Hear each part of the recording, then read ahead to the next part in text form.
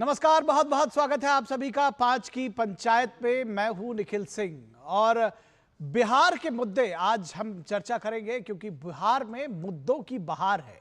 बिहार में आया चुनाव तो आई मुद्दों की बहार। पिछले कुछ दिनों से बिहार में बाहरी बनाम बिहारी का मुद्दा हावी रहा है। आज भी इसको लेकर घमासान जारी है। आरजेडी, कांग्रेस समेत विपक्षी दल एक सुर से स्पेशल इंटेंसिव रिवीजन यानी सघन मतदाता पुनरीक्षण का विरोध कर रहे हैं। तो बीजेपी और जेडीयू का दावा है कि ये लोगों को वोटर लिस्ट से बाहर करने की कवायद है, ऐसे लोगों को जो बाहरी हैं, जो घुसपैठिए हैं, जो विदेशी हैं। और इन सब के बीच चुनाव आयोग अपने बीएलओज के सहारे तमाम गणना पत्रों को इकट्ठा करने में जुटा हुआ है, वोटर लिस्ट को दुरुस्त करने में जुटा हुआ है। कुछ लोग शिकायत कर रहे हैं कि सिस्टम में कुछ फ्लॉज है, कुछ लोगों की शिकायत दूर हुई है, कुछ लोगों ने कुछ और समय मांगा और इसके साथ ही ये जो पूरा सिस्टम है वो काम कर रहा है। और इन सब के बीच चुनाव आयोग का दावा है कि 83% से ज्यादा लोगों ने अपने गणना प्रपत्र जमा करा दिए हैं। ये तो हुई जो गणना प्रपत्रों की बात और एसआईआर की बात, लेकिन ये बात यही नहीं रुकती है क्योंकि आज बिहार कैबिनेट की बैठक हुई और इस बैठक में लगभग 30 प्रमुख फैसले बिहार की कैबिनेट ने नीतीश कुमार की अगुवाई में लिए। इस पर एक फैसला बेहद महत्वपूर्ण था और वो था 1 करोड़ लोगों को रोजगार देना। इसमें युवाओं की बात कही गई और कहा गया कि इसमें जो प्राइवेट सेक्टर है उसको भी इसमें जोड़ा जाएगा और 1 करोड़ युवाओं को अगले 5 वर्षों में यानी 2030 तक रोजगार देंगे।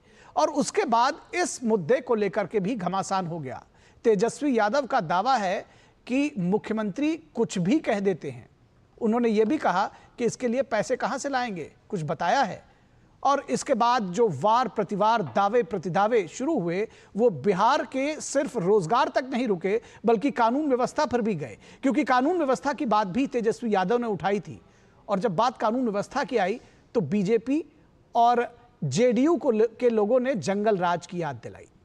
तो कुल मिलाकर बिहार में चुनाव का जो माहौल है वो बना हुआ है और एक के बाद एक सारे जो मुद्दे हैं वो पब्लिक के बीच में लेकर आए जा रहे हैं। और इस बीच में बाहरी बनाम बिहारी का मुद्दा है वो भी हावी है और उसके साथ साथ रोजगार और कानून व्यवस्था का मुद्दा भी निकलकर सामने आया है। तो इन सब विषयों पर चर्चा करेंगे विस्तार से अपने विशेष मेहमानों के साथ में। लेकिन उससे पहले हम आपको दिखाते हैं कि जब ये सारे मुद्दे एक के बाद एक निकल कर आए हैं तो क्या कुछ कह रहे हैं हमारे राजनेता, क्या कुछ कह रहे हैं लोग। आइए आपको पहले दिखाते हैं।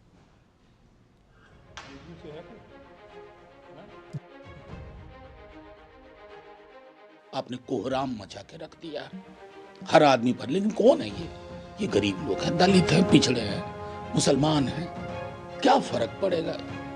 उनके नाम ना हो, वो बेचारे इधर से उधर घूमते रहे। ये एलीट तंत्र नहीं है, या ये सिर्फ तंत्र नहीं है, इसमें लोग है और लोग का सम्मान करना होगा। 9th पास हो ना हो, जिनकी पीएचडी फेक वोटर में है, जिनकी पीएचडी बूथ लूटिंग में है, बूथ कैप्चरिंग में है, आज उनको रोहिंग्या, बांग्लादेशी और विदेश से आए हुए वोटर क्यों चाहिए? इनको शरिया चाहिए, संविधान नहीं चाहिए। इनको भारी चाहिए, बिहारी नहीं चाहिए। मूल मुद्दा वो है जिसपे कि तेजस्वी यादव जी ने अभी तक जवाब नहीं दिया। ये तो होम मिनिस्ट्री का काम है और होम मिनिस्ट्री भी सबसे पहले वो एसपी बॉर्डर को जाता है, फिर एसपी बॉर्डर से एमएचए को आता है, एमएचए से 3 ऑफिसर साइन करते, उसके बाद फॉरेस्ट ट्रिब्यूनल को जाता। वो आप क्यों कर रहे हैं? आपको राइट ही नहीं है। इसीलिए तो मैंने कहा था कि ये बैकडोर एनआरसी ना हो जाइए। तो आप क्यों गरीबों को, खासतौर से सीमांचल के लोगों को पावरलेस बनाना चाहते हैं आप? जो चुनाव आयोग के द्वारा अभियान चलाया जा रहा है उससे मुझे ये नहीं समझ में आ रहा ये कांग्रेस, राष्ट्रीय जनता दल, वैसी, ये सभी लोग क्यों बौखला रहे हैं? ये जो घुसपैठिए जो वोटर हैं, क्या इनकी कोई रिश्तेदारी है उनसे इनको राजनीतिक रूप से लाभ मिलता है? राजद को यहाँ वोट इसलिए पड़ता है क्योंकि लोग भाजपा को मुसलमान वोट नहीं दे सकता है। कांग्रेस का यहाँ कोई वजूद नहीं है। कांग्रेस राजद की पुछलग्गू पार्टी है। एमआईएम हैदराबाद की पार्टी है, उसको बिहार में कोई जगह नहीं है। भारत की अस्मिता के लिए और भारत सुरक्षित रहे, इसके लिए ये बहुत ज़रूरी है कि सिर्फ भारतीय ही जो चुनाव होते, आम चुनाव हो या वो विधानसभा चुनाव हो, उसमें अपने वोट का, मतदान का प्रयोग करें। जहाँ तक रही बात नेपालियों की, बांग्लादेशियों की, म्यांमार की, वो सारे अगर वोटर लिस्ट में रजिस्टर्ड थे तो ये एक बहुत गंभीर समस्या है, इस पर कड़ी से कड़ी कार्रवाई करनी चाहिए। और अगर उन लोगों को वोटर लिस्ट से हटाया जा रहा है तो ये बिल्कुल सही निर्णय है। वहाँ पर जिस तरह से वोटर लिस्ट तैयार करी जा रही है तो वो समझ में आ गया कि वही मॉडल दोहराएंगे जो महाराष्ट्र में हुआ था। हारी हुई बाजी को जीतेंगे और गुंडागर्दी से जीतेंगे, हेरफेर से जीतेंगे और विपक्ष को प्रताड़ित करके जीतेंगे। इन लोगों का जो कहा हुआ है कभी पूरा किया है इन लोगों ने? 19 लाख का क्या हुआ? इन लोगों को कुछ भी कहना है कहने दीजिए, लोग तो नकलची सरकार है। और नीतीश कुमार जी के मुंह से आप सुने हैं ये बात, आकर के थोड़ा पब्लिक को भी तो मुंह से जाकर आकर के बताना ना चाहिए उनको। अब तो कुछ भी अनाउंस कर देंगे ये लोग। चुनाव आ रहा है, जाने वाले हैं, विदाई तय है, तो जो बोलना है वो बोल दो। राहुल गांधी भूल गए हैं कि इंडिया अलायंस के जो राज है वहाँ कितना अपराध है। बिहार में कानून का राज है, अपराध और अपराधियों से कोई समझौता बिहार सरकार ने नहीं किया। जंगल राज के वक्त में ऑर्गेनाइज क्राइम होता था, पुलिस का, सरकार का और अपराधी का नेक्सस था। आज कोई नेक्सस नहीं है। अपराध के आंकड़े पर मैं चुनौती देता हूं तेजस्वी यादव, जहां मर्जी करे बहस कर लीजिए, अपने वार्ड अध्यक्ष को भी भेज दीजिए, कोई हमको परेशानी नहीं है। बिहार की जनता यह जानती है कि अपराध होगा तो वह गुंडा जेल की सलाखों में होगा, लेकिन उसको अगर कोई सम्मानित करेगा तो वह तेजस्वी यादव ही सम्मानित कर सकते हैं। 1990 से लेकर 2005 तक जब यहाँ जंगल राज था और अत्याचार, भय का माहौल था, बिहार बदनाम हो गया था, बीमार हो गया था, यहाँ से मजदूर तक पलायन हो गए थे, इसलिए कि हाँ उस 15 वर्षों में उद्योग धंधे ठप हो गए थे, व्यापारियों का अपहरण हो रहा था, तो इसलिए उसको जंगल राज कहा गया था।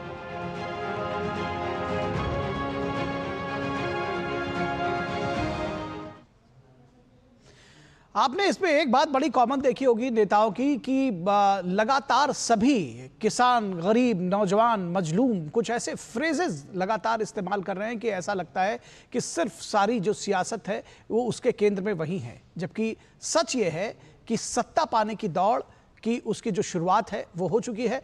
और इसीलिए तमाम जो मुद्दे हैं उस पर अगर कोई व्यक्ति या कोई नेता या कोई पार्टी कुछ दावा करती है तो दूसरी जो पार्टी है वो तुरंत उस पर पलटवार करती है। कभी भी आपको कोई जो सोशल मुद्दे हैं उस पर भी एक साथ लोग खड़े नजर नहीं आते। और फिर ये तो चुनाव की बात है, तो मुद्दे हैं, जाहिर है जनता के बीच में, जनता इसको तय करेगी। लेकिन उससे पहले हम इन मुद्दों की पड़ताल करेंगे और इस पर अपने इस कार्यक्रम में 5 की पंचायत में, इस पंचायत में ये देखेंगे कि किसके बात में और किसके मुद्दे में दरअसल कितना दम है। हमारे साथ खास मेहमान जुड़े हुए हैं सभी राजनीतिक दलों के, उनसे हम आपका परिचय करा दें। हमारे साथ आरपी सिंह प्रवक्ता बीजेपी के जुड़े हुए हैं, बहुत स्वागत है सर आपका। अजय वर्मा कांग्रेस के नेता हमारे साथ जुड़े हैं, अजय जी स्वागत है आपका। हमारे साथ डॉक्टर निहोरा प्रसाद यादव जो कि जेडीयू के प्रवक्ता है वो भी हमारे साथ जुड़े हुए हैं, बहुत स्वागत है आपका। और इसके साथ ही साथ हमारे साथ में अरुण कुमार जो कि प्रवक्ता हैं आरजेडी के, वो भी जुड़े हुए हैं, स्वागत है सर आपका। और इसके साथ ही साथ अवधेश कुमार जी हमारे साथ वरिष्ठ पत्रकार वो जुड़े हुए हैं। और मुझे ऐसा लगता है कि अवधेश कुमार जी बहुत बारीकी से, करीबी से इन सारी घटनाओं पर लगातार नज़र रख रहे हैं। तो हम अवधेश कुमार जी से ही शुरुआत करेंगे इस चर्चा की। और अवधेश कुमार जी, आपने देखा कि चूंकि चुनाव है तो कोई कुछ भी बोलता है तो तुरंत पलटवार आता है, और आपने देखा कि बिहार बनाम बाहरी का जो मुद्दा है उससे बात शुरू हुई है और वो कानून व्यवस्था से लेकर और रोजगार तक गई है।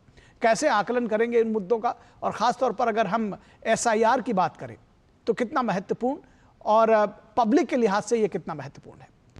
देखिए, जब चुनाव नहीं भी होते हैं तो बिहार में राजनीतिक दलों के बीच और खासकर आरजेडी और उनके समर्थकों पे और जनता दल यू भाजपा को लेकर के इस प्रकार के बयान आते रहते हैं। तेजस्वी तो सरकार से अलग हुए तो कहे कि मेरे कारण ही रिजर्वेशन का परसेंटेज बढ़ गया, मेरे कारण ही मैंने तो था तब इतनी नौकरी मिल गई है।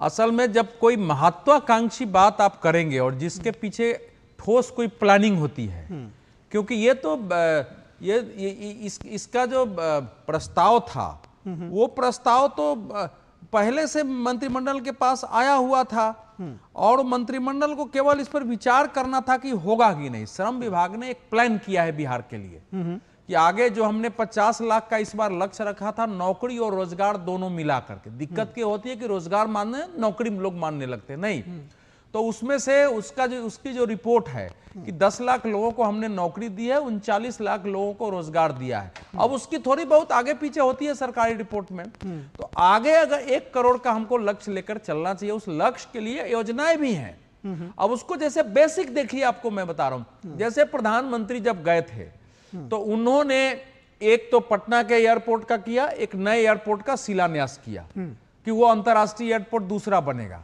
उन्होंने 3 रेलवे प्रोजेक्ट का किया है जी, सड़कों का किया है। तो जब ये सब चीजें काम होती है तो रोजगार इससे पैदा होते हैं, ऐसा नहीं कि रोजगार पैदा नहीं होते हैं, ठीक है। तो रोजगार पैदा होते हैं, वो सब चीजें काउंट की जाती है। इसमें 7 निश्चय है। एक मुख्य सचिव की अध्यक्षता में एक कमेटी बनाई गई है, वो कमेटी इसको बनाएगी कैसे हम 1 करोड़ रोजगार देंगे, कहां कहां से प्राप्त हो सकता है, उसमें केंद्र से हमको कहां सहायता ले सकते हैं। तो एक प्रैक्टिकल वे में करने की कोशिश है। अब उसकी आलोचना करिए, क्योंकि अगर आपके अंदर ये विजन ही नहीं है कि हम कैसे रोजगार क्रिएट करेंगे, राज्य को कैसे चलाएंगे, कानून व्यवस्था कैसे संभालेंगे, राज्य की प्रतिष्ठा देश में और दुनिया में ऐसी बने कि यहाँ लोग आके धन लगा सकें, तो वो फिर आप तो आलोचना करेंगे। वो आलोचना कर रहे हैं, विपक्ष नाते करने का हक है। अब सेकंड बात पर आते हैं कि जो कानून और व्यवस्था की बात हो रही है, तो निश्चित रूप से इस समय यह चिंता का विषय है, क्योंकि जिस ढंग से कुछ हत्याएं हो जा रही हैं, बाकी हो जा रही है, वो बिहार की छवि खराब करती है और इसका मैसेज अच्छा नहीं जाता है। लेकिन जिस ढंग से दोनों में क्वालिटेटिव डिफरेंसेस होता है कि एक संगठित अपराध, यानी हम अपराध जो तय कर लेगा कि हमको किसी को मारना है, वो एक शासन जो बिहार में 1990 से लेकर के और 2005 तक जो था, उसमें किसी को तय कर लेंगे कि मारना है तो उसको मार देंगे। कम से कम वो सिचुएशन आज नहीं है। एक ऑर्गेनाइज तरीके से काम होता था। छोटे छोटे लोग, एक गांव में शिक्षक के बच्चे को उठा के 10,000 में अपहरण कर लिया जाता था और बेचारा पैसा देकर के ही छुड़ाता था। बिहार से व्यापारी सब भाग गए इन सब के कारण। तो वो जो एकदम जैसे अपराध और बिहार समानार्थी हो गए थे, पर्यायवाची, वो स्थिति नहीं है। बिहार से सारे शरीफ जेंटलमैन लोग बिहार छोड़ के, जिनके पास थोड़ी जमीनें थी, 10 कट्ठा बेच करके बच्चे परिवार को बाहर भेज दिया था। ये सिचुएशन था और ये सच्चाई है, आज कोई भी जाकर देख सकता है। लेकिन फिर भी इस समय जिस ढंग से क्राइम हुए, खासकर राजधानी में, वो चिंता का विषय है और उसको देखा जाना चाहिए, उस पर ठीक से कराई होनी चाहिए। जो सबसे महत्वपूर्ण तीसरा मुद्दा, जो तीसरा मुद्दा है, देखिए ऐसा है, ये भारत देश है जहां अगर कोई बीएलओ नीचे बेचारा जा रहा है, देख रहा है कि भैया ये तो वोटर आई कार्ड बना हुआ है, ये तो नागरिक यहाँ का है, नहीं तो बांग्लादेशी है, या ये तो म्यांमार का है, या ये नेपाल का आदमी है, और वो अगर चुनाव आयोग को रिपोर्ट कर देता है और ये कहता है कि भाई आपका जो वोटर आई कार्ड है, एक बार हमको वहां से अगर ऑर्डर आ गया कि आप इस देश का नागरिक है तो आपको बना देंगे। क्या दुनिया का कोई देश होगा जहां कोई सरकारी कर्मी जाकर के देखे कि विदेशी है और ये वोटर बना हुआ, वो इशू उठाए और उसका विरोध हो? ये भारत में ही ये संभव हो सकता है। एक बीएलओ वहां जमीन पर है, वहां आपके बीएलए हैं, आपके जो बूथ लेवल एजेंट होते हैं वो आपके साथ है, पार्टी के कार्यकर्ता हैं। अगर वो गलत बता रहा है तो वहां से बताएं ना, उसकी तस्वीर और वीडियो लेके। आजकल तो हमारे सारे यूट्यूब चैनल के हमारे जो साथी हैं, जो पूरा अभियान चलाए रहते हैं टूल किट गैंग की तरह, वो सब वहीं पड़े हुए हैं। तो देख के बताएं ना कि हाँ वो है कि नहीं है। अच्छा, चुनाव आयोग का ये अधिकार नहीं है कि हम ये तय करें कि भारतीय नागरिक है कि नहीं, लेकिन चुनाव आयोग को इतना अधिकार है कि अगर उसका रिपोर्ट आती है वो गृह मंत्रालय को भेजेगा, गृह मंत्रालय उनकी जांच करेगा। चुनाव आयोग अनुच्छेद 326 के तहत इस बात के लिए प्रतिबद्ध होता है कि हम भारतीय नागरिक को मतदान के योग्य पात्र बनाने की व्यवस्था करें, उसमें मतदाता पहचान पत्र हो सकता है। तो एक व्यवस्था है और ये कोई झूठ थोड़ा ही है। देखिए पिछले वर्ष अररिया जिला में कोई भी देख सकता है, एक बांग्लादेशी घुसपैठिया पकड़ा गया। उसने अपना नवाब नाम बताया था और वो पासपोर्ट बनवा रहा था। उसके पास आधार कार्ड थे, उसके पास वोटर आई कार्ड थे। जब बाद में वो पकड़ में आया तो दोनों 24 परगना पश्चिम बंगाल का बंगला हुआ था। वो जेल में उसने बताया कि हम कई लोग पिछले साल ही घुसपैठ करके आए थे और हमारी मौसी पहले से घुसपैठ करके यहीं है, मौसी के यहाँ ठहरे थे और हम सब लोग जगह जगह जा रहे हैं। 2012 में जब म्यांमार में बुद्ध और रोहिंग्याओं के बीच दंगा हुए थे तो रोहिंग्या वहां से निकल के आए थे कि नहीं आए थे जगह जगह? तो बाकी जगह कहीं चिन्हित है, उस क्षेत्र में जो कि सीमांचल का क्षेत्र है उस क्षेत्र में चिन्हित नहीं है। तो वहां यह संभावना है पूरे बिहार में, लास्ट पंक्ति, पूरे बिहार में जो आधार सैचुरेशन पॉइंट है वो 100 में 94 है, 94% है। जो सीमांचल है उसमें 121% है। जितनी आबादी नहीं है उससे ज्यादा आधार कार्ड क्यों बना हुआ है? तो इसमें आधार कार्ड के भ्रष्टाचार पर हम प्रश्न उठा सकते हैं, लेकिन कुछ विदेशी लोगों का वहां वोटर आई कार्ड बना होगा, अगर BLO कह रहा है तो उस पर प्रश्न उठाने का कोई कारण नहीं है। ठीक है, जवाब ले लेते हैं। अजय वर्मा जी भी हमारे साथ हैं, अरुण कुमार भी बीजेपी RJD के प्रवक्ता हमारे साथ है। अरुण कुमार जी ये कह रहे हैं कि जब BLO जो है वो प्रश्न उठा रहा है और आपका BLA भी उसके साथ में है सत्यापित करने के लिए, तो प्रश्न अगर उठाते हैं तो उसकी मंशा पर सवाल उठते हैं और ये कहा जाएगा कि अगर विदेशियों को या जो घुसपैठिए हैं या जो पात्र नहीं है अगर उनको बाहर किया जा रहा है तो दिक्कत क्या है? हम सुन रहे थे तो वरिष्ठ पत्रकार है, लेकिन शानदार तरीके से सत्ता पक्ष के लिए मीटिंग कर रहे थे। अच्छी बात है, उनको शुभकामनाएं है, इसी तरह करते रहें। और पत्रकारिता का आज के दौर में यही धर्म भी है। अरे मैं टोकता नहीं, और सबसे पहले ज्यादा करेंगे तो मुझे टोकना पड़ेगा आपको। नहीं, ऐसा नहीं, मैंने टोका नहीं बीच में आपका, मैं टोका नहीं तो आप व्यक्तिगत टिप्पणी करेंगे तो ये देखिए मैं इससे पहले की चर्चा की शुरुआत हो, तथ्यात्मक रूप से गलत है तो आप बताइए। अरुण जी सुन लीजिए, उसके बाद अपनी बात विस्तार से कहिएगा। मैं कोशिश करूंगा। तारीफ की सुन तो लीजिए अरुण जी, आपने तारीफ की, ये बिल्कुल ठीक है और ये कैसी तारीफ की दर्शक भी समझ पा रहे होंगे, हम सब भी समझ पा रहे हैं। लेकिन मैं ये कह रहा हूँ कि सुन तो लीजिए, अरे सुन तो लीजिए, आप अपनी बात कहिएगा। मैं जो बात कह रहा हूं कि डिबेट शुरू करने से पहले अभी उन्होंने अपनी बात कही है, आपको उनके तर्क नहीं पसंद आ रहे हैं तो आप ये कह सकते हैं, लेकिन आप उनकी पत्रकारिता पर, अगर वो आपके पक्ष की बात करेंगे तब वो सच्चे सीधे पत्रकार हैं, अगर वो विपक्ष की बात करेंगे तो उनकी पत्रकारिता पर प्रश्न उठाएं, ये ठीक नहीं है।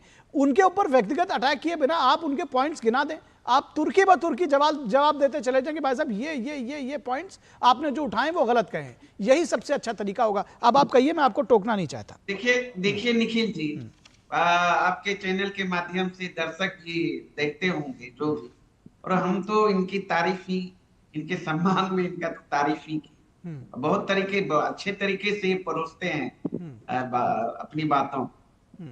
इनका तो व्यक्तिगत ऐसा कहीं मेरा ये नहीं था, और दर्शक भी देखता होगा तो फिर वो आकलन कर लेंगे हमने क्या कहा। अपराध पर बोल रहे थे, और अपराध पर आज की तारीख में मैं अगर 10 दिन का आंकड़ा आपको बताऊं, सिर्फ पटना का, बिहार की राजधानी पटना है, पिछले 10 दिनों में 15 से अधिक हत्याएं हो चुकी, जिसमें 3 से 4 व्यवसायी भी थे। और 10 दिनों के अंदर की बात करें पूरे बिहार में 65 से अधिक हत्याएं हो चुकी। और ये हमारे शासन काल के बारे में भी बोल रहे थे, अपराध के बारे में। 2 दशक से बिहार के मुख्यमंत्री नीतीश कुमार जी और गृह विभाग नीतीश कुमार जी के पास है। 2-3 साल छोड़ दें तो भारतीय जनता पार्टी सरकार में रही। NCRB का आंकड़ा बता रहा है 65,000 से अधिक हत्याएं बिहार में हो चुकी, 25,000 से अधिक बलात्कार की घटना, 1 लाख से अधिक अपहरण की घटना, 3 लाख से अधिक चोरी की घटना, अन्य वारदात छोड़ दीजिए। चारों तरफ बिहार में हाहाकार मचा है, कोई घर में सुरक्षित नहीं है। कब किसकी हत्या हो जाए ये किसी को पता नहीं।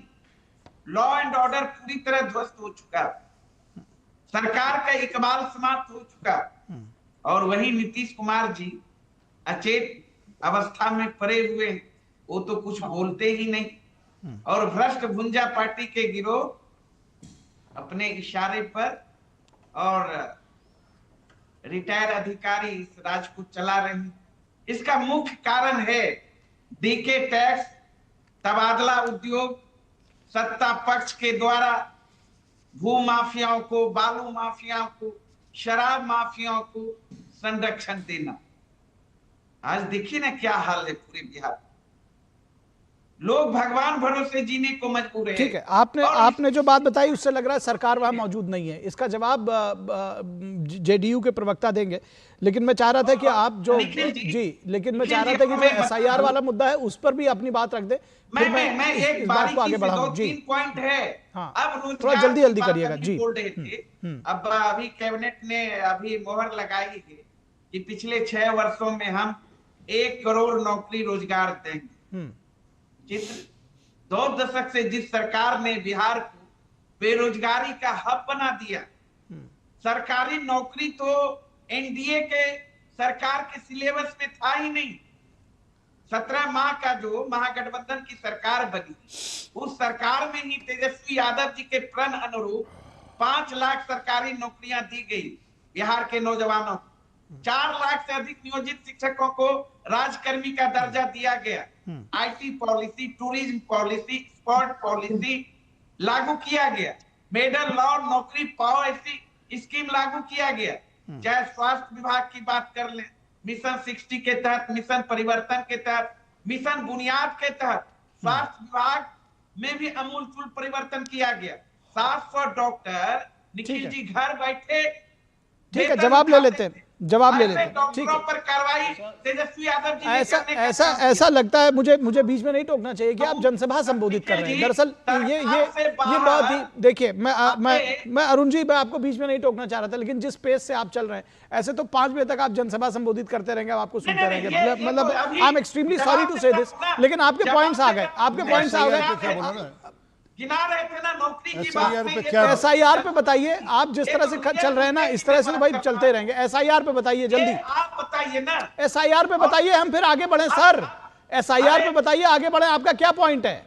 अरे भैया पॉइंट क्या कहना है एसआईआर पे? एसआईआर तो ये मजाक बन गया है ना पुनरीक्षण का। देखिए ना, सारे अखबार के प्रथम पन्ने रगे हुए हैं किस तरीके से हो रहा है। हर जगह गड़बड़ियां ही गड़बड़ियां, गड़बड़ झाला ही गड़बड़ झाला। खेत में बैठकर अरे एसआईआर के बारे में कुछ तथ्य बोलेंगे, भाषण दे रहे हैं। ये कोई एक तथ्य बोलो ना। चीज है ना, आरपी सिंह। अच्छा, बिहार में वोट बिहारी डालेंगे या बाहरी डालेंगे, ये बता दीजिए। निखिल जी चुप करिए, ऐसे लोगों को मैं डिस्टर्ब नहीं करना चाहूंगा। उनके पास आएंगे, विषय पर रहिए, विषय पर जवाब दीजिए जल्दी। विषय पे ही आप देखिए क्या हालात है। ये चुनाव आयोग तो गोदी आयोग बन गया, सच्चाई से कोई मतलब नहीं। और ये डाटा अपलोड किए हैं, लेकिन ये बताएंगे नहीं कि दस्तावेज कितने लोगों से लिया गया, इसका आंकड़ा ये प्रस्तुत नहीं करेंगे। तो ये सब 25 तारीख को बताया जाएगा ना? आप क्या चाह रहे हैं कि रोज आप लोगों को बताया चाहिए ना? सारे चीज को बताना चाहिए ना। अभी अध्यक्ष जी बोल रहे मतलब सुबह शाम इसका डेटा जारी होना चाहिए आपके हिसाब से। चलिए ठीक है, आपका पॉइंट आ गया, आपका पॉइंट आ गया। सुन तो लीजिए, अब दूसरों को भी मौका दीजिए अरुण जी। दूसरों को मौका दीजिए, पहले इतनी बात कह लें, अगली बात है अब अगली बार अगले टर्न में आएंगे तब आप कहिएगा। हमारे पास 2 पॉइंट्स है, दरअसल कानून व्यवस्था और रोजगार की बात कही है। मैं चाहूंगा कि डॉक्टर निहोरा प्रसाद आप इस बात का जवाब दें। उन्होंने कहा कि भाई सरकार नाम की चीज नहीं रह गई है, कानून व्यवस्था ध्वस्त हो गई है इनके मुताबिक। सबसे पहले निखिल जी, मैं अवधेश भाई को नमस्कार करना चाहता हूं। वर्षों बाद हम दोनों आज बैठे हैं 15-16 के बाद लगता है कि अब बैठे हैं हम लोग। जो अवधेश भाई ने कहा, तो मैं अगर समर्थन करूंगा तो आरजेडी या कांग्रेस के लोग कहेंगे कि भाई आप ही की बात कह रहे थे तो ये समर्थन किया। एक हम लोग के यहाँ कहावत है, बैलवा नहीं, बैल समझते हैं ना, बैल नहीं कूदता था, तंगिया कूदता था। जो बैल के पीठ पर रखा रहता था वो ज्यादा कूदता है।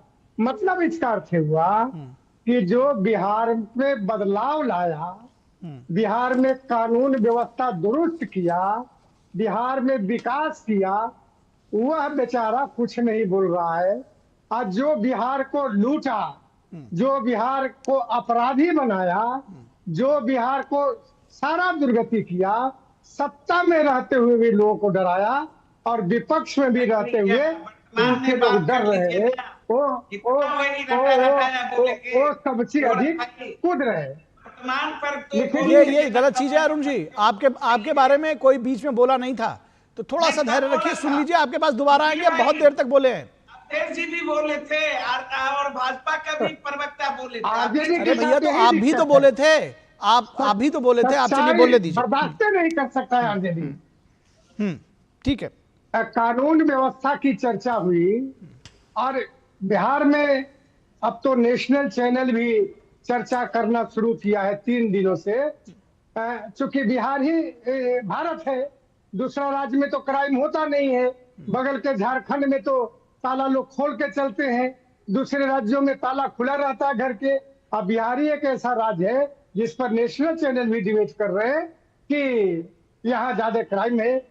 लेकिन हमारा ये कहना है कि जो चयनात्मक अपराध के बारे में लोग चर्चा कर रहे हैं, बोल रहे हैं, सामूहिक अपराध की चर्चा ही नहीं करते हैं कि आखिर जो 2005 के पहले और 2005 के बाद क्या अपराध के क्या स्थिति रही है, इस पर न कोई नेशनल चैनल चर्चा करता है, न कोई पॉलिटिकल पार्टी आरजेडी के लोग बोलते हैं, न कांग्रेस के बोलते हैं। मैं थोड़ा सा बता देता हूं। ये लोग अपराध की बात करते हैं कि 2005 के बाद 19 से 2024 तक मेरे पास आंकड़ा है, 19.73% की कमी हत्या में आई है बिहार में। यह हमारा आंकड़ा नहीं है। डकैती में 80.36% की कमी आई है। लूट की घटनाओं में 16.84 की कमी आई है। अब फिरौती के मामले में 79.28 की कमी आई है।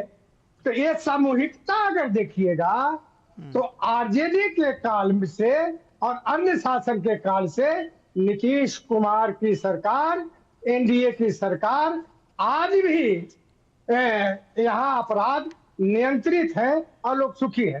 थोड़ा सा हमको समय दीजिएगा, चूंकि अपराध पर अधिक चर्चा हो रही है, इसलिए जरा अपराध पर ही मैं ध्यान आकृष्ट करूंगा। अब तो एक बात लेकिन बीच में कहता हूं, आरजेडी के प्रवक्ता हमारे मित्र हैं, कहा कि मैंने ये किया, मैंने ये किया, मैंने ये किया। जिस प्रकार इलेक्शन कमीशन के खिलाफ बोल रहे हैं, गालियां दे रहे हैं, इलेक्शन कमीशन संवैधानिक संस्था है, वो स्वायत्त संस्था है, उसके खिलाफ किस प्रकार विश्वमन कर रहा है, ये देश ही नहीं दुनिया जाना है। उसी प्रकार एक मंत्री रहते हुए यह कहते हैं कि मैंने ये किया, मैंने वो किया, मैंने। आप बताइए, संवैधानिक रूप से मंत्री को पूरे बिहार कोई निर्णय लेने का अधिकार है क्या? बिल्कुल, ये सवाल उठेंगे और ये सवाल पूछे जाएंगे, ये सवाल पूछे जाएंगे। फिलहाल हम यहाँ रुकेंगे एक छोटे से ब्रेक के लिए। आप सब लोग हमारे साथ बने रहिए, चर्चा जारी रहेगी। हम रुकेंगे एक छोटे से ब्रेक के लिए। ब्रेक के बाद वापस आएंगे तो एसआईआर पर आएंगे, इस चर्चा को और आगे बढ़ाएंगे।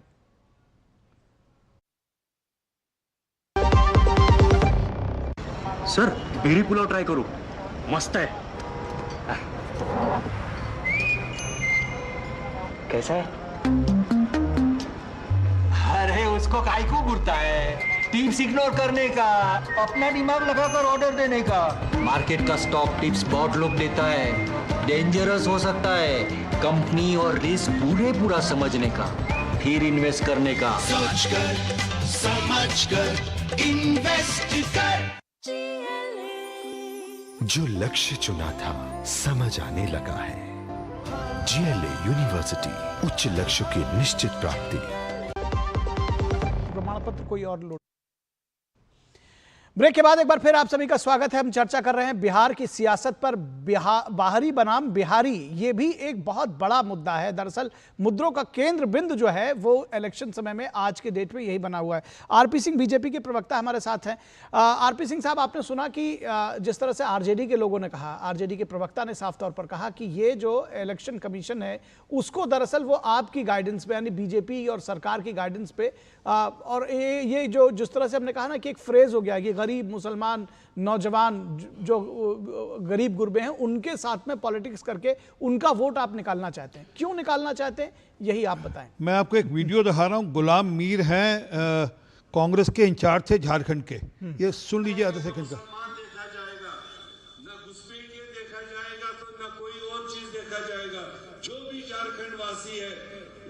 किसी भी सोच से हो, किसी भी तबके से हो, उसको क्या बोला? ना मुसलमान देखा जाएगा ना घुसपैठिया देखा जाएगा, सबको हम गैस का सिलेंडर देंगे।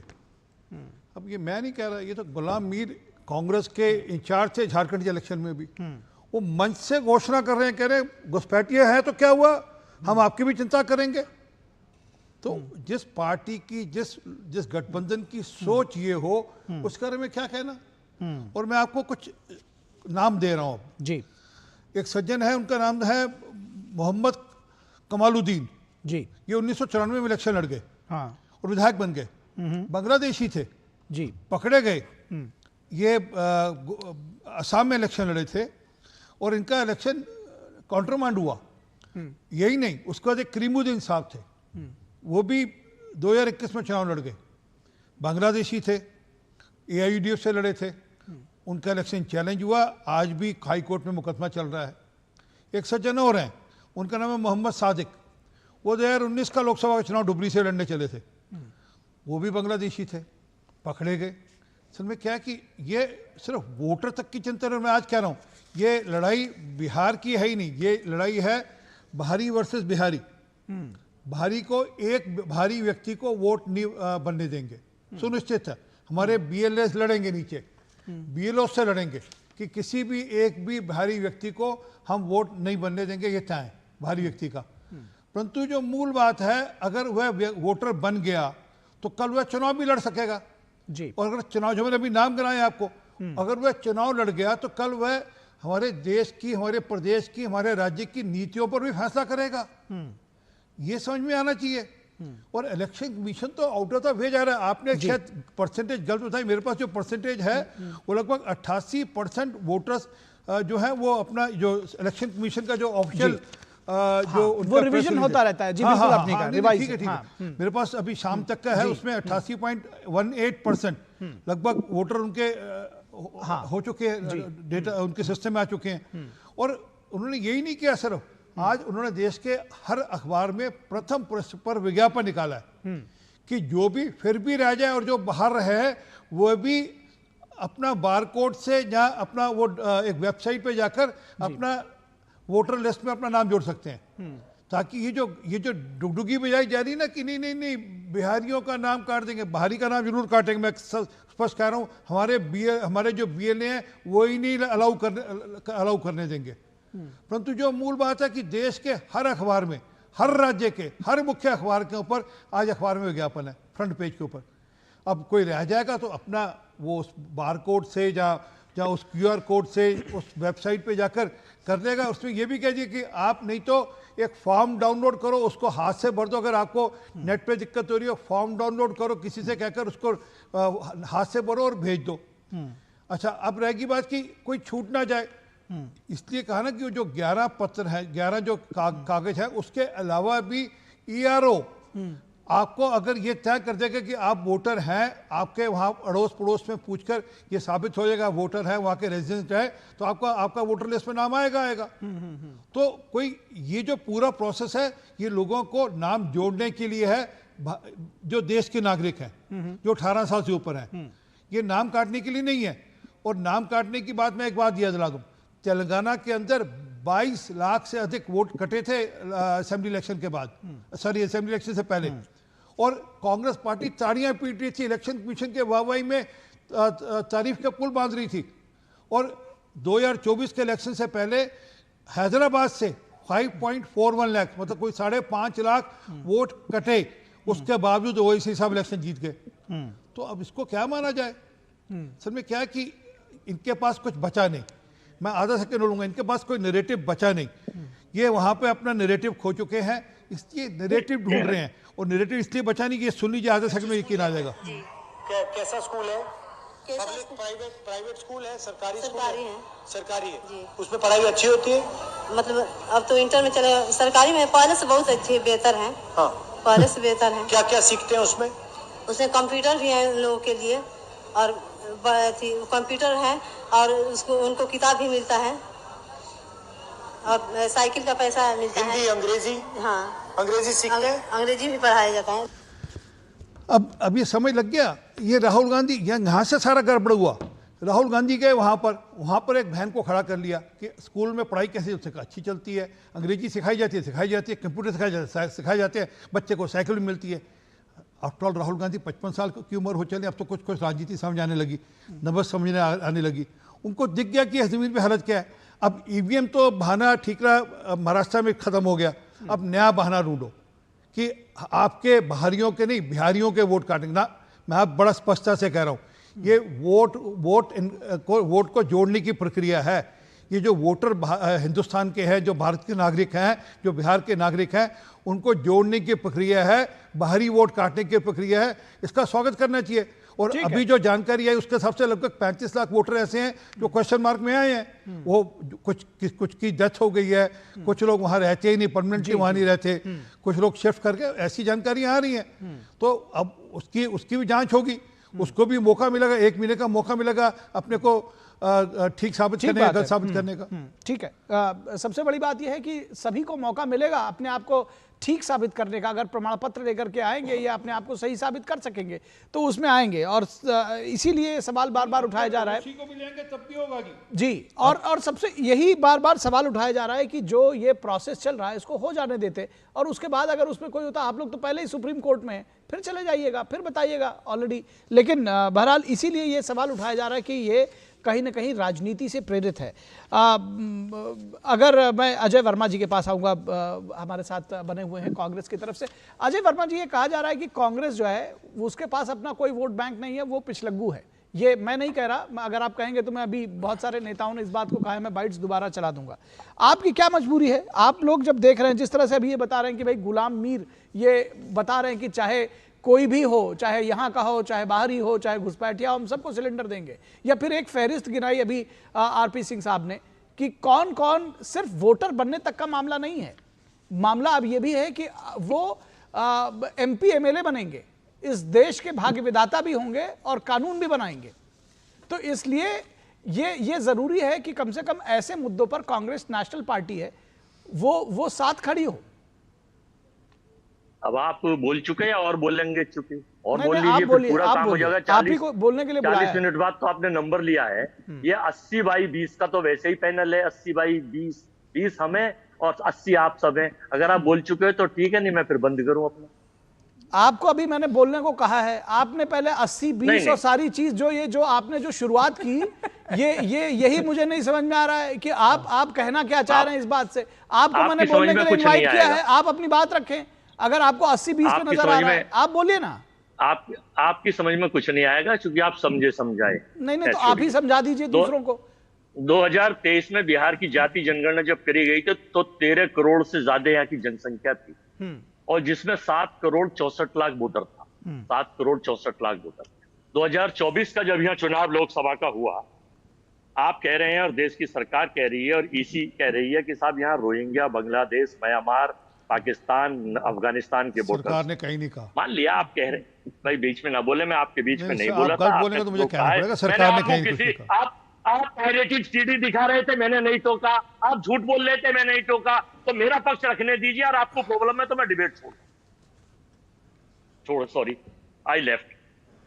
ना आपके पास कोई तर्क नहीं है कहने के लिए, आपके पास कोई तर्क नहीं है। आपने जिस तरह से सुनिए, आप जाने से पहले सुन लीजिए, जाने से पहले सुन लीजिए, जाने से पहले सुन लीजिए। आप अगर आप जाना चाहते हो जाएं, आप जाना चाहते हो तो जाएं, आप जाना चाहते हो तो जाएं, लेकिन आप इस बात को सुन लीजिए कि आपने डिबेट शुरू करने से पहले ही पैनल पर भी आरोप लगाया, एंकर पर भी आरोप लगाया, और आप अपनी बात कहना नहीं चाह रहे हैं। उन्होंने कहा ये आंकड़े आपके झूठे हैं, तो आप सही साबित कर दीजिए।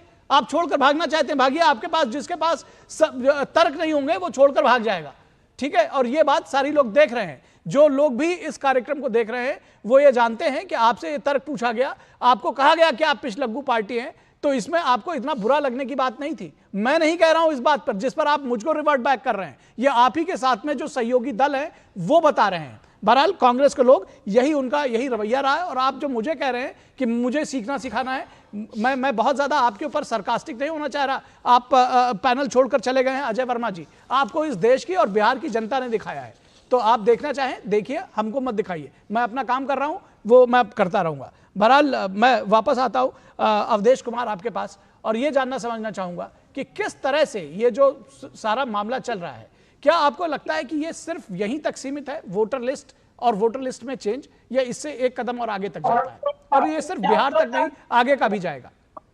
देखिए, आप देख रहे होंगे कि पिछले लंबे समय से चुनाव आयोग को ही नहीं, राहुल गांधी जी की जो पॉलिटिक्स है, तेजस्वी यादव जी की वो पॉलिटिक्स नहीं थी, लेकिन अब धीरे धीरे राहुल गांधी जी की पॉलिटिक्स ये रही है कि देश में भी और देश के बाहर ये दुष्प्रचारित करो कि भारत की सारी संवैधानिक संस्थाएं इस समय सरकार के शिकंजे में है, पूरी एकेडमिक सब कुछ सरकार के दबाव में है, डर से सारा कुछ चलता है। न यहाँ वोट जो है सच्चाई और ईमानदारी से है, निष्पक्ष है, न यहाँ की न्यायपालिका निष्पक्ष है, न यहाँ की जांच एजेंसियां निष्पक्ष है।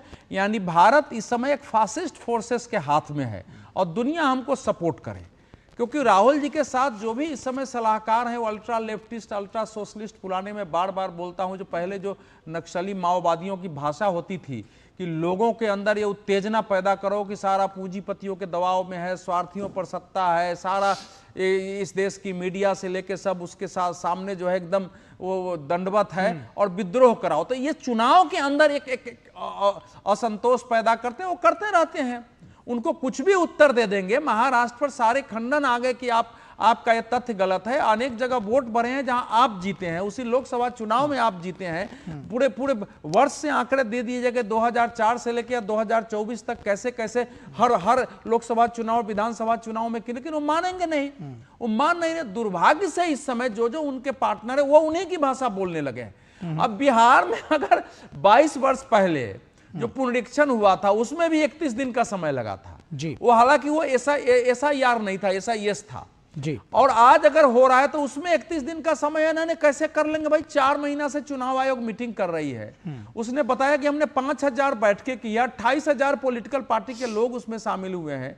बीएलओ को हमने ट्रेनिंग देना शुरू किया, ट्रेनिंग दे रहे हैं, तो कुछ किया ही नहीं है। पहले से फॉर्म बनवा दिया 16 करोड़, इसके बावजूद 1 करोड़ का 1 महीने का समय अतिरिक्त है आपको, फिर उसके प्रकाशित होने में भी 1 महीना है, बीच में आप जा सकते हैं। तो अब तो फिर तो कोई काम हो ही नहीं सकता है ना इस देश में। ये तो राहुल गांधी जी खाता ना वही जो राहुल जी कहे वो सही। और दुर्भाग्य से बिहार की पॉलिटिक्स में एक लड़ाई रही है, लेकिन संवैधानिक संस्थाओं को इस ढंग से उसको गाली देना कि सूत्र और मूत्र बोला जाए, ये पहली बार हमने सुना है। लालू जी की पॉलिटिक्स हम लोगों ने देखी है, लेकिन इस प्रकार की भाषा वो भी कभी नहीं प्रयोग करते थे। बीजेपी के खिलाफ खूब बोलते थे।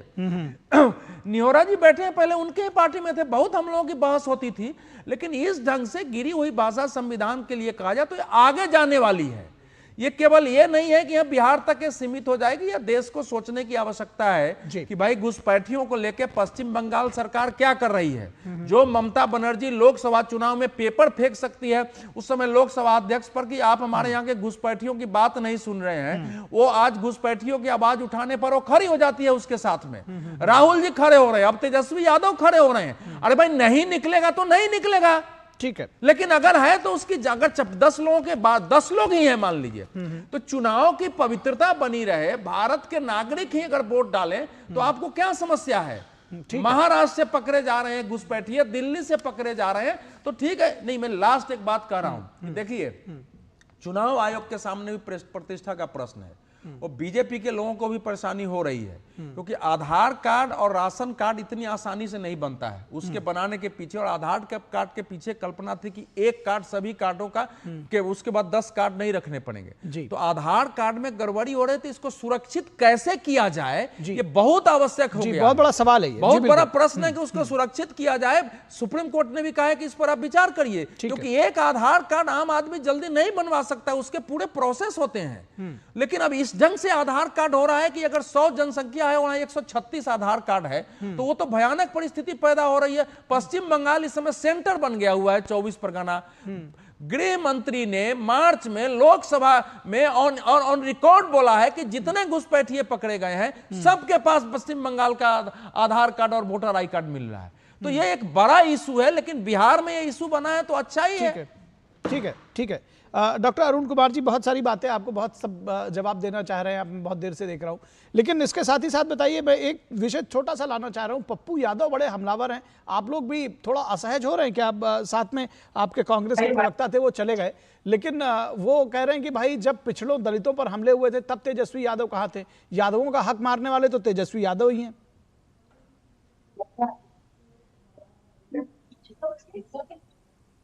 आप जरा ऑडियो अपना एक बार चेक कर लें, अपना एपरेटस चेक कर लें अरुण जी, अनम्यूट कर लीजिए, अनम्यूट कर लीजिए। देखिए, अगर इस तरह की बातें नहीं करेंगे तो नेशनल चैनल DD1 पे ये सवाल आप कैसे उठाते, उनका नाम कैसे लेते? तो ये सब चलते रहता है, इन लोगों का यही काम। अब उन्होंने कहा है उनको मंच पे आपने चढ़ने से रोक दिया, तो जाहिर तौर पर ये सवाल तो पूछा ही जाएगा। ठीक है, मैंने तो जवाब दिया निखिल जी। अभी अब अवधेश जी बता रहे थे विदेशी घुसपैठिए की बात कर रहे थे, बाहरी की बात कर रहे थे, विदेशी की बात कर रहे थे, रोहिंग्या की बात कर रहे थे। अरे भैया, 11 साल से देश में नरेंद्र मोदी जी की सरकार है और ताकतवर गृह मंत्री अमित शाह जी हैं, और बिहार में भी डबल इंजन की सरकार है। 17-18 साल से एनडीए की सरकार है और इनको घुसपैठिए, रोहिंग्ये चुनाव के ही वक्त याद आते। अरे इसी मतदाता ना, पिछले 2024 में आपने चुनाव लड़ा, इतने दिन कहां थे? अगर आ गए तो कैसे आ गए? इसके लिए कौन जिम्मेवार? इसका मतलब है केंद्र की सरकार फैल है, कोई भी आ जाओ भाई, घुस जाओ भाई, पूरी आजादी है घुसने की, घुसाने की। ठीक है, ये सर्टिफिकेट दे रखे हैं। ठीक है, जवाब ले ले, इस पे जवाब ले ले, आपका पॉइंट आ गया। नहीं, एक सुन लीजिए, एक बात सुन लीजिए ना निखिल जी, बहुत हम बीच में आप किसी को टोकते नहीं हैं। अरे मैंने सोचा आपका पॉइंट हो गया तो अब थोड़ा छोटा करें, क्योंकि मैंने देखा है इससे पहले राउंड में सब जनसभा को संबोधित करते रहे, ऐसा अभी जवाब देना है, अभी होरा भाई का जवाब देना है। ये लंबी चौड़ी प्रवचन दे रहे थे अपराध पे, अभी 323% अपराध वृद्धि हुई है 2005 to 2022 की बात अगर कर लें।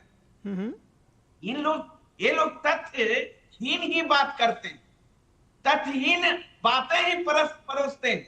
अभी हमारे नेता के बारे में अवधेश जी बोल रहे थे, उन्होंने सूत्रों को मूत्र कह दिया, तो इन लोगों को बुरा ही लगा। ऐसे सूत्र को क्या कहा जाए? इस्लामाबाद पे कब्जा हो गया, कराची पर कब्जा हो गया, सूत्रों के हवाले से खबर मिल रही है। नोटबंदी के समय कहा गया नोट में ऐसा चिप्स लगेगा ना, जमीन के अंदर भी नोट रहेगा ना, फेवरेट करेगा, फेवरेट। ये है इनके सूत्र। अभी तक चुनाव आयोग ने नहीं इस बात पर, लेकिन ठीक है, आपकी बात सही हो सकती है, आपकी बात सही हो सकती है, लेकिन ये जो रिएक्शन आया वो कुछ ज्यादा नहीं था। सुन लीजिए ना निखिल जी, और इस वही मैं कह रहा हूँ, जो भाषा शैली का इस्तेमाल किया।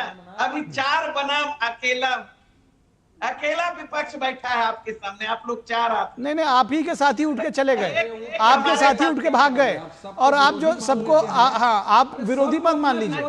अकेला है ना, कुछ साथी भी बना लीजिए, कुछ साथी भी बना लीजिए अरुण जी, सबको विरोधी क्यों बनाते हैं? कर रहे होरा जी, इधर हमारे आरपी साहब हैं। अरे भाई, आप तो व्यक्तिगत टिप्पणी में समय गंवाते हैं। मत करिए, आप तो अपना धर्म का पालन कर ही रहे, करिए ना, उसमें कहा कोई दिक्कत है। आप विरोधी क्यों बनाते हैं? कुछ साथी बना लीजिए ना, दोस्त ठीक है। अब जो आपको यही सब कहना है, देखिए मैंने आपको मौका दिया, अब अगर आप यही सारे पॉइंट्स दे रहे हैं तो मैं इसमें कुछ कोई आपकी सहायता नहीं कर सकता हूँ। मैं क्या ही कहूँ इस बात पर। लेकिन आरपी सिंह साहब जो इन्होंने पॉइंट्स उठाए वो मैं चाहता हूँ कि चुनाव के वक्त में ही आपको ये चीजें याद आती हैं। चलिए अब आपकी बात का जवाब ले लेना।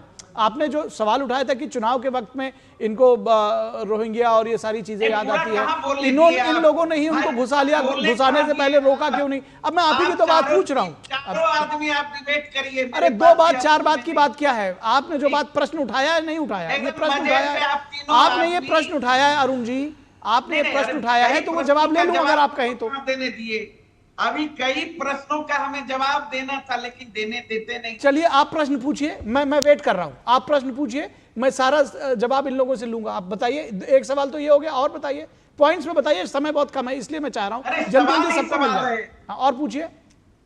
नहीं, अपराध पे जैसे नहीं। हाँ ठीक है, अपराध हो गया, अपराध भी पूछ लेंगे, जवाब उन्होंने दिया था। 2 हो गया। और रोजगार की बात ठीक है, 3 रोजगार। ठीक है, नौकरी का मतलब, हाँ इन लोगों के नौकरी का मतलब लोगों, आरपी सिंह साहब उनको बोल लेने दीजिए। ठीक है, 3 हो गया। अरे अब मतलब मत समझाइए, रोजगार हो गया, वो समझाते रहेंगे। 3 हो गया। और बताइए, और कुछ है? अब जो पूछना है ठीक है, चलिए अब अब कम से कम आप सेटिस्फाइड हो जाए। आप ये कह रहे हैं कि विपक्ष हूं मैं, मुझे बोलने नहीं दिया जा रहा है, तो मैं इसीलिए मैंने सोचा कि आपकी सारी बात आ जाए, कम से कम ये ना कहें कि आप ठीक है। और सबसे ज्यादा वक्त भी ले रहे हैं, अब मैं क्या कहूं इसमें। लेकिन आरपी सिंह साहब इनके सवालों का जवाब दीजिए। मैं कम से कम पहला सवाल तो चाह रहा हूं कि मैं जो मूल बात है उस पर ही आ जाए। हम लोग थोड़ा उठा रहे हैं कि रोहिंग्यास का इशू या मुसलमानों का इशू, हम बिल्कुल या घुसपैठियों का इशू या बांग्लादेशियों का हम नहीं उठा रहे। मैं तो अभी आपको आपके गुलाम मीर साहब के, आपके जो सहयोगी दल हैं झारखंड में, जो आप वहाँ पे सहयोगी दल के नाते इलेक्शन लड़ रहे थे, वो मंच से ओपनली कह रहे थे भैया हम घुसपैठियों को भी गैस सिलेंडर देंगे। हम थोड़ा कह रहे हैं, इसलिए हमारी चिंता है कि बिहार का कोई व्यक्ति ऐसा ना बचे जिसका वोट ना हो। सब बिहारियों के, सब जो भारतीय हैं उनके वोट बनने चाहिए, ये सुनिश्चित किया रहे इलेक्शन कमीशन। हमारी भी यही गुहार है, परंतु बाहरी कोई एक नहीं बनना चाहिए। मैंने अभी आपको नाम गिनाए साहब, कमरुद्दीन, करीमुद्दीन, मोहम्मद सादिक, ये सब लोग वो थे जो बाहरी थे और यहाँ आकर वोट बनाकर चुनाव लड़ गए। हम ऐसी स्थिति बिहार में नहीं खड़ी करना चाहते, इसमें क्या बुराई है। और मैं आज कह रहा हूँ आपके मंच से, हम अपने BLS को आगाह करके रखे हैं कि अगर आपको एक भी बाहरी व्यक्ति दिखता है, आप तुरंत BLO के पास जाए और तुरंत जाकर उसका वोट खारिज कराएं। ये बिल्कुल स्पष्ट बात है, इसमें कोई हम छुपा नहीं रहे, क्योंकि ये देश बचेगा तभी ना जब इस देश के लोग रहेंगे। अगर बाहरियों ने ही सब कुछ करनी है तो फिर क्या रहेगी बात। और आपके लिए तो अभी आपके नेता ने कल परसों किस प्रकार से फिर वो नेपाल के लोग यहाँ पर ऐसे हैं, नेपाल के लोग, अरे भाई हम नेपाल की फौज, लोग यहाँ पर फौज में काम करें ठीक है, तो लोग यहाँ पर वोटर नहीं बन सकते।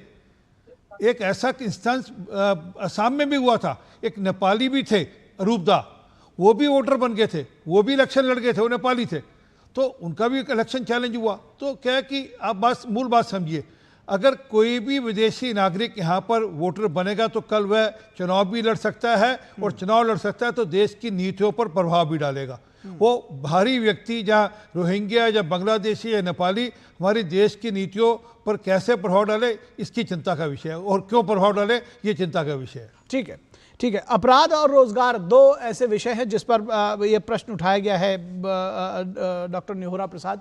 मैं चाहता हूं कि इसका भी आप जवाब दें, क्योंकि ये बार बार कहा जा रहा है कि भाई सरकार नाम की चीज़ नहीं रह गई है। अभी देखिए जो उन्होंने, उनके प्रवक्ता हैं अरुण जी, उन्होंने कहा कि भाई अपराध में तो 3 गुना वृद्धि हो गई है। लालू जी का घर भूल गए लगता है आप। लालू जी के घर से क्या क्या होता था सीएम हाउस से? मैंने जो आंकड़ा दिया उस आंकड़ा पर असहमति है राष्ट्रीय जनता दल को, लेकिन अब आंकड़ों पर मैं नहीं आऊंगा। मैं 2-3 बात की और आपको मैं बताऊंगा।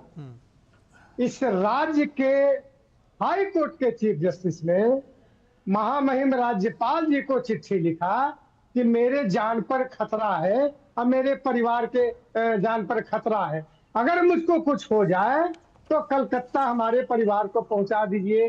किसका राज था? लालू जी का राज था। लालू जी 92 में गया में सामूहिक हत्या होने के बाद जब पटना लौटे तो उन्होंने कहा कि मैं भी सुरक्षित नहीं हूं, जिस राज्य का मुख्यमंत्री अपने आप को कहे कि मैं भी सुरक्षित नहीं हूं, आप लॉ एंड ऑर्डर की बात समझ लीजिए।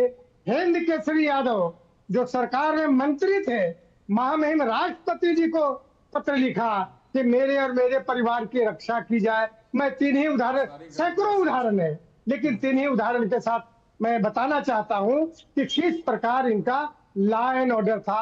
आप तो इनके लालू यादव के साले सुभाष यादव का बयान पूरे देश में चला था कि किस प्रकार अन्य मार्ग से फिरौती का पैसा तय किए जाते थे। हम नहीं कह रहे, लालू यादव जी के साला कह रहा था कि नाम भी बताया कि फलाने आदमी की अपहरण हुआ और उससे पैसा मुख्यमंत्री ने लिया।